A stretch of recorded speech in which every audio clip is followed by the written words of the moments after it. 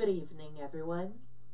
I'm Riley King, and welcome to the Riley King Newscast, right here on the Riley King Network. Let's begin. First up, widow of slain officer testifies against repeal of death penalty in New Hampshire.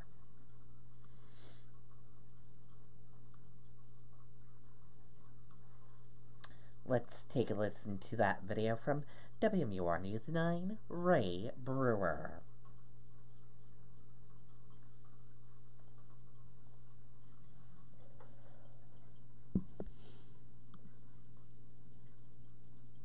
Burst out the door when it matters most. For more than a decade, he's been right there, everywhere. And when American jobs are on the line, he leads the charge. ABC's World News Tonight with David Muir is America's most watched newscast, and we thank you. Laura Briggs's husband, Manchester police officer Michael Briggs, was murdered on the job back in October of 2006.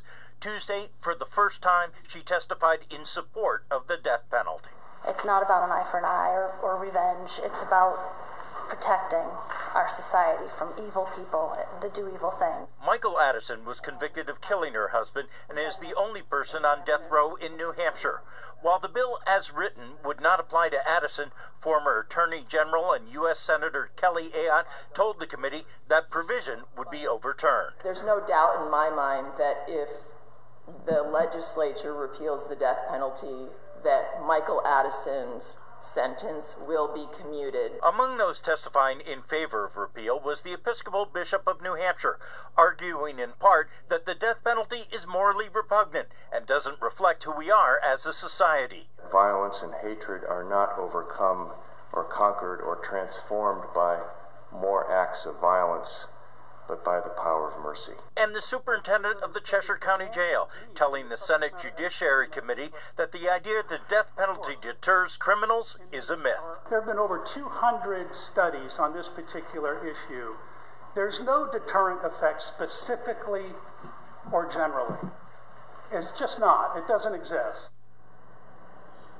Those who count votes here at the State House say it looks like there are enough to repeal the death penalty. The only question is, will it be by a large enough margin to override the expected veto?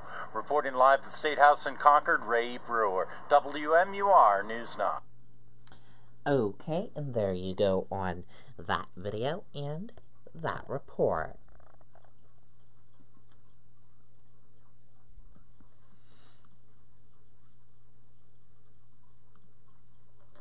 Check your freezer.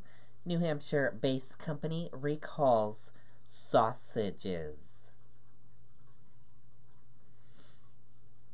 Let's take a listen to the video from WMUR News 9, Erin Phalo.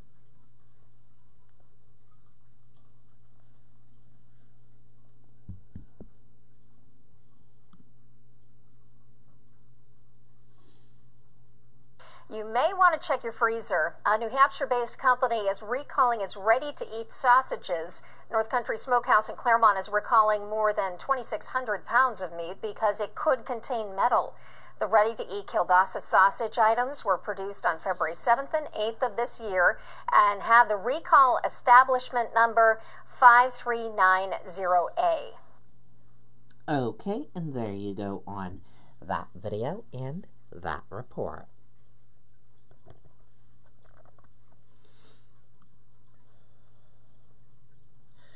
Mystery customer leaves $2,000 tip at New England restaurant.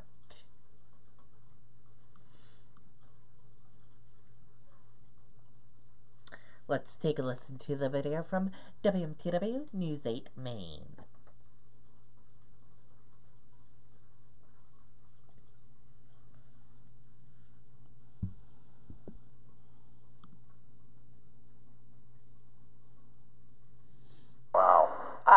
Wow. It was a busy Saturday night at the Silver Street Tavern in downtown Waterville. An older couple took a seat at table F2, had dinner and some wine, and then left a stunning $2,000 tip. All of those zeros after the 2, not a mistake. The servers, stunned. They knew right away that it was real. They got a great sense of the customer. The charge went through fine. The person who left that big tip made it a point to tell the servers to split it among everybody who was working that night, the front of the house and the back of the house. I've worked in this business for over 40 years, and I've never seen a tip that big or that generous, and offered anonymously. But poor Joe worked the morning shift Saturday, so he wasn't even here and didn't get a dime. Yeah, but okay, if it's making my staff happy, I'm good with that. There were 14 people working that night. Each will get $140. Good person wanted to share the love, sounds like. That's what it feels like. The signature is like a scribble. That's right. But what do we know about the mystery couple? Who are they? The servers that were working said they didn't recognize them as being regulars, and they could have been out-of-towners, parents or grandparents even. I don't know how old they were, but of Colby students, who knows? And we may never know. And that is what makes this story all the more intriguing. In Waterville, Jim Keepley, WMTW News 8. Okay, and there you go on that video and that report. Very cool indeed, and very generous.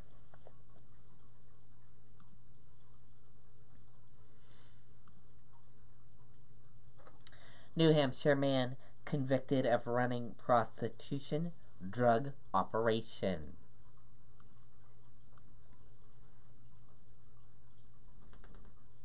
Let's take a listen to that video from WMUR News 9, Erin Phalo.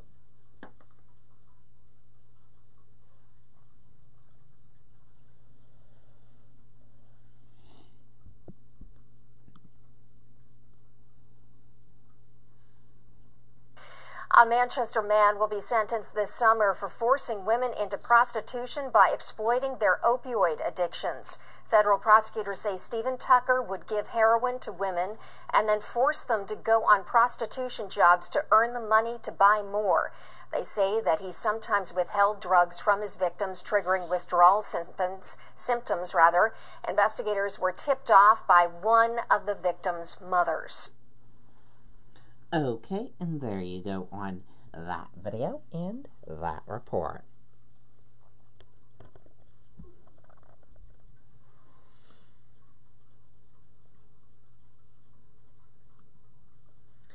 Robert Kraft requests jury trial in Florida prostitution case.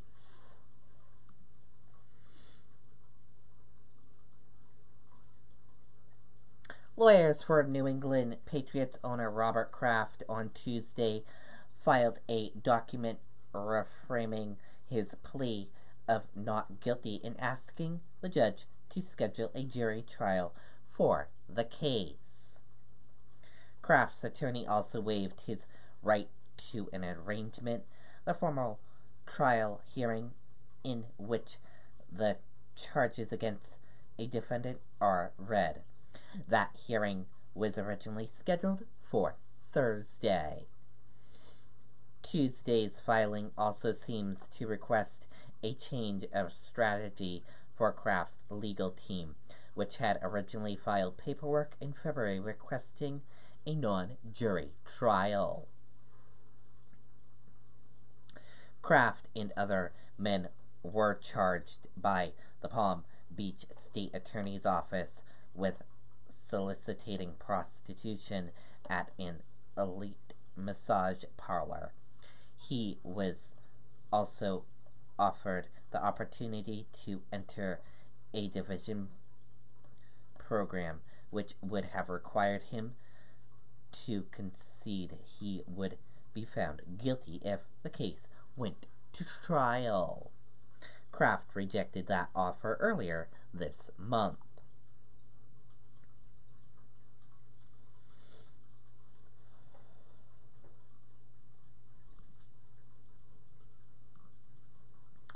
And 1 hour ago, Londonderry Police Department posted this on their Facebook page. Let me show you.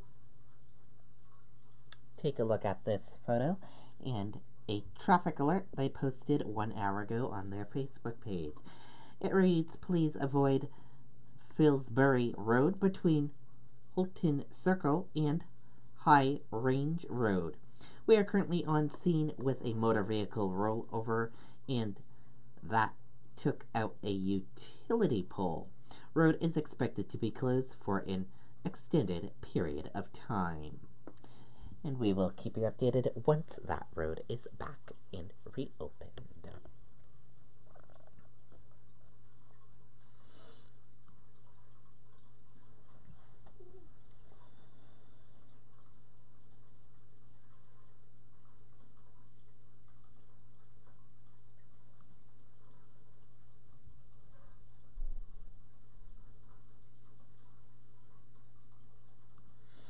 And New Hampshire State Police posted this on their Facebook page 2 hours ago. On the morning of March 26, 2019, sorry about that, at approximately 9:30 a.m., Trooper Stephen Wagner from the New Hampshire State Police Troop B Barracks in Bedford conducted a motor vehicle stop for an inspection violation along Interstate 93 South in the town of Windham. During the course of the traffic stop, a large quantity of marijuana was located and seized. The operator of the vehicle, Michael Milo, 21 years old, of Manchester, New Hampshire,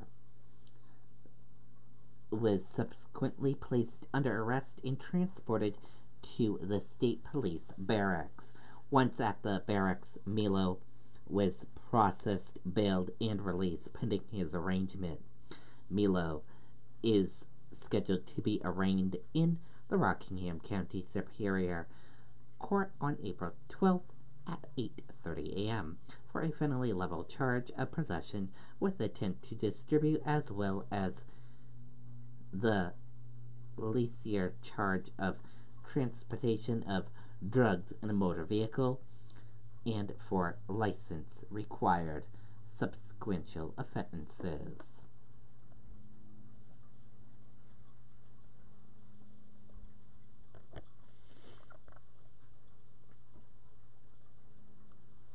And now let's take a look at your U.S. stock market and see how U.S. stock market closed for this Tuesday evening. And here's a look at your U.S. stock market for a Tuesday evening. Your Dow Jones Industrial Average closed in the green and went up. Your Nasdaq closed in the green and went up. S&P 500 closed in the green and went up. Gold closed in the red and went down. Oil closed in the green and went up. U.S. 10-year closed in the green and went up. Euro/USD closed in the green and went up. And VIX closed in the red and went down.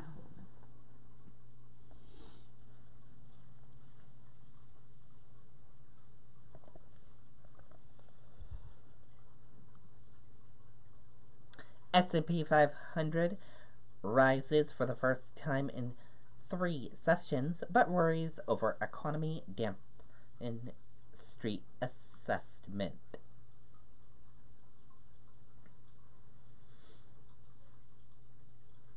Stocks rose on Tuesday, but sentiment on Wall Street was dampened by lingering fears that the economy is slowing down.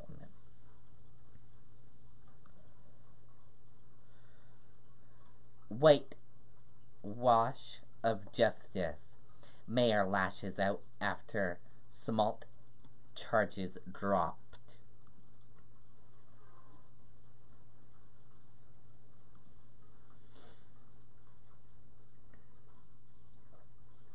In a stunning move, prosecutors in Chicago dropped all charges against Empire actor Jesse Smollett on Tuesday, despite acknowledging Smollett fabricated a street attack on himself in an attempt to get a pay raise.